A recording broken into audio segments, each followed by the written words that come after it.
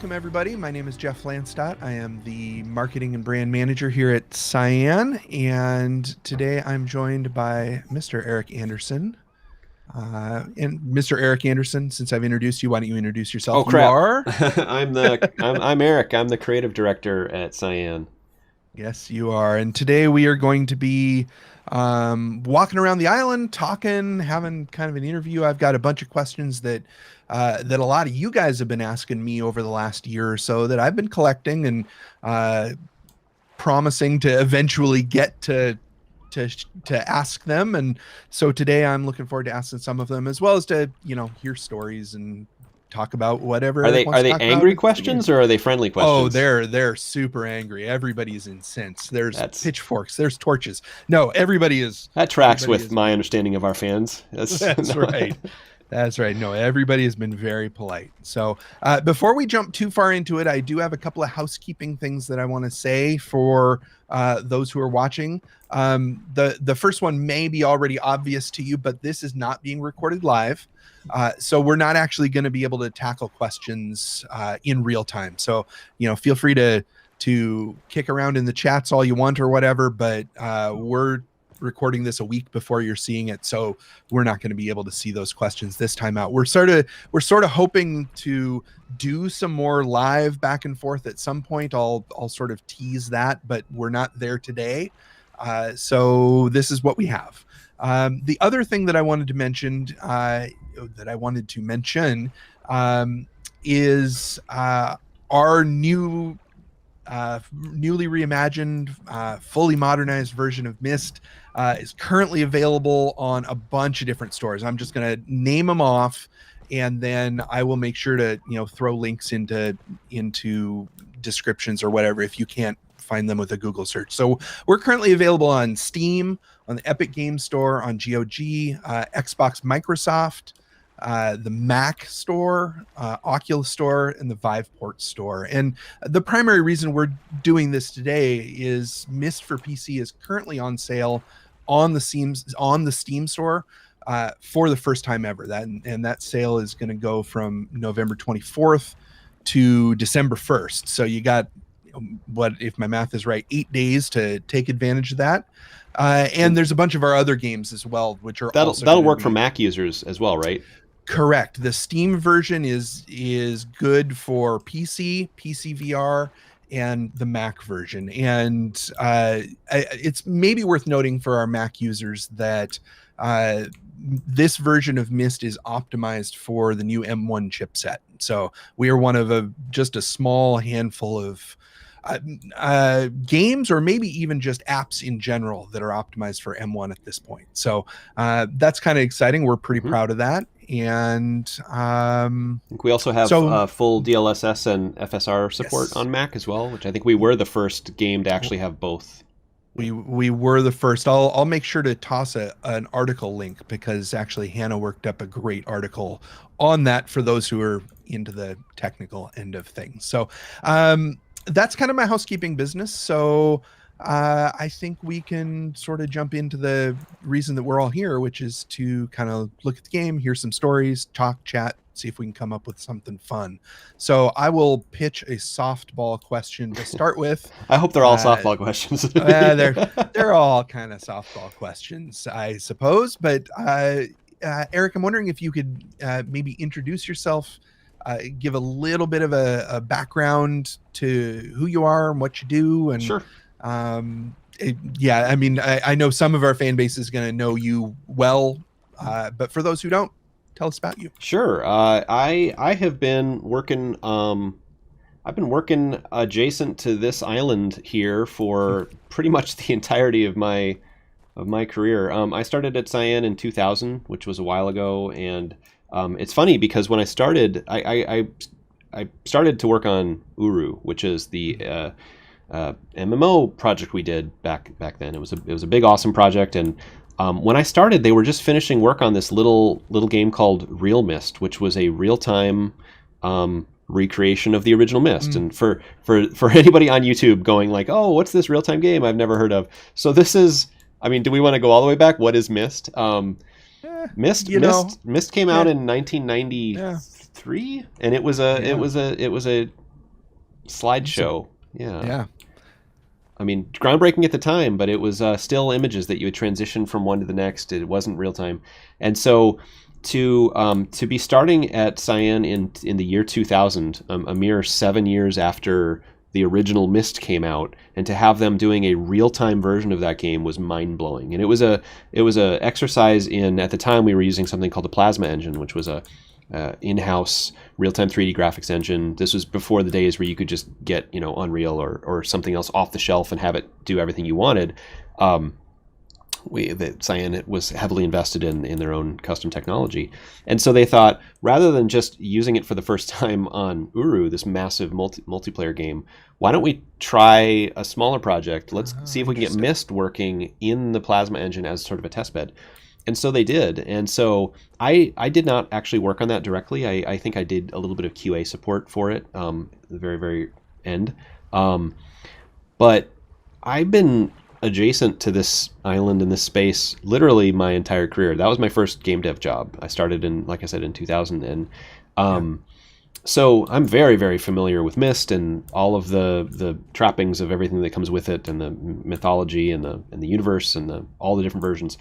But this is the version that I actually worked on the most, right? I haven't really touched it. There's been several versions there was a couple in Unity, but this is the version that was really my first foray into, like, okay, now let's get our hands on Myst and see what we can make happen.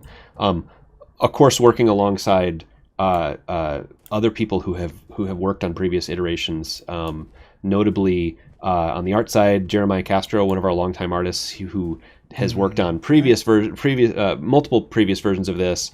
Carl and Jason, two of our programmers who worked on the previous versions as well. Like this was like well-tread territory for them. Sure. But doing it in the Unreal Engine in this new format and really trying to get as much mileage out of it as we could was a treat. It was a treat. I did not answer your question about what I do here at all. Yeah, I totally just blab. Yeah. That's quite all right. All right. I'm an art guy. I came up through the art system here at Cyan. I started as an artist and then a lead and a art director on a couple projects, and now my title's creative director. Don't ask me what that means. I don't know. So if I could interject here, because I get to watch you do this, I believe that the title of creative director means you attend a lot of meetings and you weep a lot. Yes. Does that sound fair? Yeah. Does that seem reasonable? Yeah, that's a lot of crying. That was not what they put in the job description. It would have been probably better if that. No, it's. This is gonna be the worst. This is gonna be the worst live stream because we just want to crack jokes the whole time. Well, as y'all may have guessed at this point, Eric and I have known one another for years. So yes, it will be very tempting for us to run down rabbit trails and inside jokes and whatever. I will do my best to avoid that, because as much fun as it will be for me, probably will be less fun for everybody else.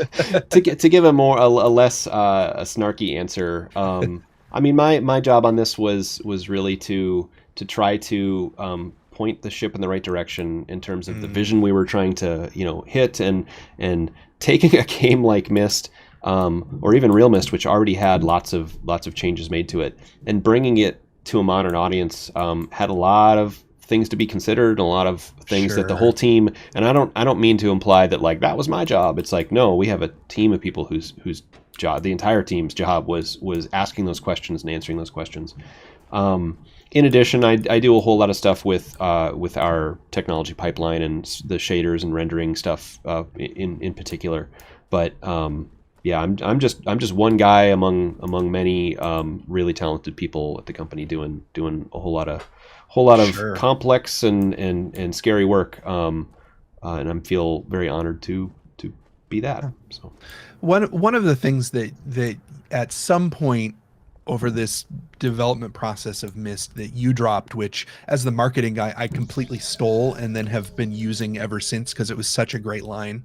But I think it really encapsulates and captures this version of Myst. And the ethos of how you guys went into developing this game, which was Myst the way you remember it, but like you've never seen it before. Yes. Yeah. And I really, like, that was a true statement. That wasn't necessarily marketing speak. It is now. It was, the way I say it is we didn't want to try to recreate Myst verbatim the way it was and just like plus it up. We wanted to try to build the game that you think you remember. Because people all the time, people be like, "Oh my God, Myst is so beautiful. It's so amazing. I wish I could go back there." And you're like, "Have you seen the screenshots lately?" Because and they go and they look and they're like, "Oh my!" Even myself, I fall prey to it as well. In fact, I will. This is actually a great area to talk about this. This, we call this like the garden area, right? It's the flowers by the puzzle boxes around the fountain. This is a very nebulous area in the original game, and if you look at the original, especially the terrain, there's almost no geometry, and it's big spike. It's a height map, which is the same technology we're using here, honestly, but it was such an early version of it that you see these big spiky triangles over it, and it's really blurry and the whole thing. And people look at that and they're like, "Oh, I don't remember that." Right. Because in '93, it was revolutionary. It was amazing. Yeah. And so our mission was to look at those screenshots and go, okay, how would we do this for a modern audience and reinterpret it in a way that doesn't look like just a cheesy remake of the original?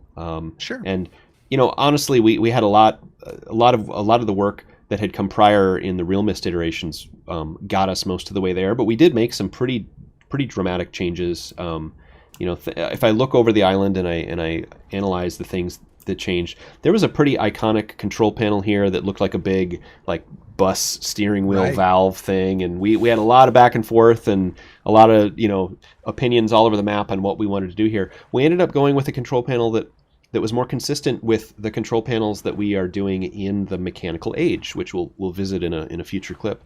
And it's consistency. Like, why wouldn't they have just used the same control panel or of the same style? Or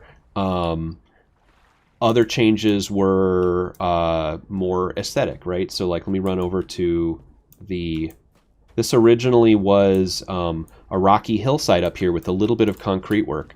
And it was changed to be more in line with what's happening in the Mechanical Age, but also just looking at like, how would I say they, Atris, I guess, or whoever wrote the Age, how would they have solved the situation where they need a platform? Would they have built stuff right on top of the rocks, or let's look to the real world for like how concrete foundations are used and utilized and all that? And it presented a really nice opportunity to bring sort of a whiff of, I guess, realism to the game, because Myst is a very whimsical game, right? It's if you look at the original, especially Myst Island, it's this mishmash of, we've got Corinthian columns, and we've got this library or museum, we've got this planetarium, we've got a rocket ship, and a wood cabin. It's kind of all over the map, and whimsical is the phrase that comes to mind. But then you look at the rest of what Myst became. You look at Riven. You look at the further sequels of Myst. It's fantastical, but it's less playfully whimsy, and it's a little bit more grit, a little bit more realism. And that was also a big hallmark of what we were trying to do, was to bring some of that believability into the space. So like, even things like, I'm going to go into the library here. The old paintings used to be these magical things that you would click on, and they would spin and do their thing. And when we came in here to rebuild, to reinterpret, I should say, this version, that like, we don't want to cultivate a feeling of magical. It's not meant to be magic. The art of writing and linking is clearly magical, but it sort of has this air of structure around it, of believability. There's some groundedness to it. Yes, grounded is the best way to put it. Yeah. And so that presented an opportunity Well, this is also a good opportunity to talk about VR interactions, Right. because if you're on a flat screen playing a game, sure, you can click the painting. That's a good interface. Or even if you're playing mouse and keyboard, we could have done that. But if you're in VR and you want the player to interact with this painting, you don't go into a museum and start poking paintings. Like, nobody's going to try and do that. So you need to give a clue about there's something to do here, something to interact with. Sure. And so along those lines, we added these, it looks like a, bike handlebar or whatever, but these mechanical handles that give a real world way of actuating the painting, which of course reveals the stairway. And we've got another one over here that retracts the stairway. It occurs to me that potentially at the top of this thing, I should have said there might be spoilers. Oh, so yeah. I will say that now. Yeah. There might be a few spoilers. So if you haven't played the game, sorry. That's what you get for waiting for a sale. That's all. But the spirally painting is like, to me, that's in my DNA. I grew up with the original. I didn't want to change that. So then it was like, okay, now I have to tell myself a story about, like, okay, maybe Atris had some sort of a display technology where he's actually building, a LED or something display into a oil painting, and so I wanted to retain the texture of the oil paint on the paint, and so if you go up here and you can see it's actually animating separate from the texture of the thing, and I'm not making any sense at this point, but same thing with the map, right? It actually has scan lines, as if there's like an LED display behind the map, and now we have a mechanical handle where you're actually gripping and turning again for VR. But this presented all these opportunities of, like, how can we take what was so integral to the original and retain it, but make it accessible and modern and all that stuff. So sure, absolutely.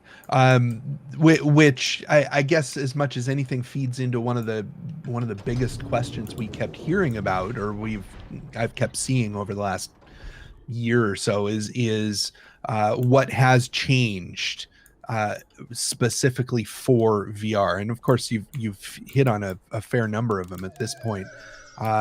Is there anything else that, like, while we're here on Myst Island, that you want to talk about specifically with regards to the process of how we arrived at something? Yeah, one of the bigger changes actually is the planetarium. So with the planetarium, originally this was a dentist chair looking thing, right? It was like a red leather creepy looking dentist chair. And the player would sit in it and would look up, and that presents a whole range of problems for VR, because sitting in VR is a problem, because a lot of players, myself included, like to sit when I play. Yeah, I'm sitting anyway, and I'm just pretending I'm at eye height. So to ask me to then, like, sink into the ground somehow to sit, it becomes a problem. And so you have this sort of, like, everybody's playing with a different physical setup, and the physical setup really matters when you're playing VR, because you're asking people to physically move around the space. And after lots of trial and error, and sort of focusing on our fundamentals of VR development, having the player stay in a standing position was the best option. And so what we came up with was this.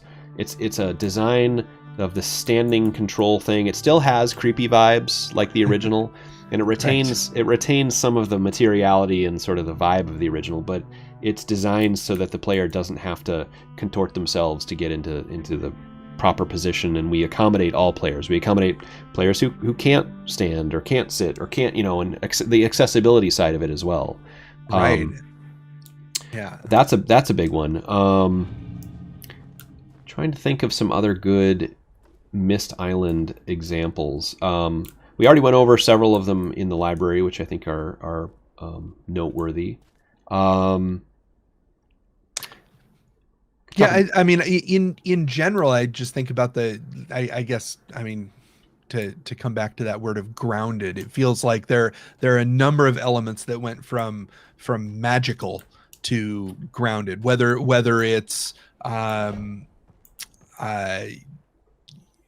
I don't know, the little switches by the fountain, or the controls for the clock or what Yeah, have yeah. you. Really, every opportunity we could find to take something that was sort of goofy or felt out of Yeah. place in the original and give it a fresh coat of paint or a fresh redesign. These garden boxes are some of my. I think I've said this on in some other live streams. These are some of my favorite assets in the entire game, and these were done by Blake Bierke, one of our longtime 3D artists, technical artists, and he did these a while back. This was one of the first assets that was built for this, back when we were toying with doing a VR version of Myst many years ago. And they got changed just a little bit during this iteration, but for the most part, they're still the same. And he loved the idea of trying to incorporate, if you're familiar with Nixie tubes, if I say Nixie tubes, you know? Yep. Okay. Yep. And because in the original it was like a weird brown box or a green box, I forget what color it was, and it just had these outline shapes appear. And these new versions just have so much dimensionality and so much believability to them. It's right, the way that you look in there, especially in VR, you can really get a sense of depth, and you can sense the way that the light is in there. It's covered in fasteners, and we're suckers at Cyan for anything that adds that touch of like, how was something built? Like, Sure. It's like micro environmental storytelling. An object should tell you about itself just by glancing at it. And you look at this and it's like, wow, this doesn't look like it was built by some guy using rocks and sticks. This is clearly machined, and somebody who knew what they were doing. And I just love it. I love it. Right. So not to put a button in this, but we got 4 other ages to visit. Oh. So, is there anything in particular? I will leave the last word to you. Is there anything in particular that you haven't talked about on Myst Island, or that you want to point out, or that you love about Myst Island or hate about? I don't care. Tell me something. Myst Island. I love me some Myst Island. I gotta say though, I'm going to, like, if I reach deep back into my memory well of like when I was a younger person. I guess I was in high school when Myst came out, and that was the first time I ever played it. Was like I think my senior year of high school. I was high school / college, and there was something about those QuickTime movies in the original, and I don't just mean the live video stuff. I mean the rendered sequences and the elevators in particular. And so for some reason, to this day, every time I get in this elevator, I just have this warm feeling of like, man, I remember when I was a kid just staring at my Mac screen, watching the little postage stamp video of this. And now we're doing it in real time, and it's all, real time shadows and real time light, and it's all dynamic. And being able to write I wrote the little shader that makes this thing look like it changes the label, and it's just this feeling of like being so proud to have one little pinky toe in the pond of Myst and be able to just play in it, and that just I don't know. You have written a sentence in the Book of Ages of Myst. I don't know. Yeah, I was trying. I don't know.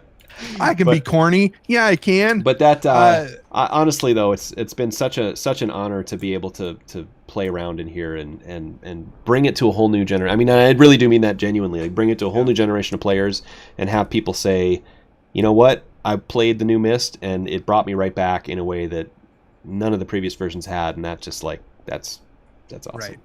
Absolutely. And something that we definitely hear a lot on the Twitters and on the Facebooks and in the Discord and whatnot, and we appreciate everybody's enthusiasm for it.